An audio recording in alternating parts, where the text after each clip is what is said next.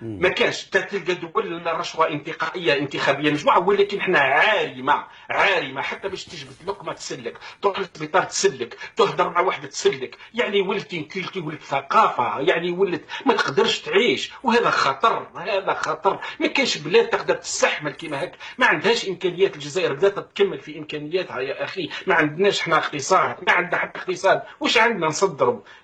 ما عندنا 2 ملاير، حتى في 2 ملاير خارج المحروقات فيهم مليار في المحروقات. هو حقيقه نصدروا 200 مليون دولار فقط، مقابل المغرب 21 مليار دولار. واحد ما يقدر يجي يكذب عليا المغرب ما يمشيش خير منا، على بالي سياسيا ليسان، بصح المغرب يمشي خير منا يا اخي. 21 مليار دولار خارج المحروقات. تصور انت المغرب كون جا عنده المحروقات يولي المانيا بحذانا. لازم نقولوا الحقيقه، ما نكذبوش على الناس. المغرب يسير احسن منا، حب من حب او كره من كره. والله العظيم لا نكذب على المغرب انايا. المغرب يمشي.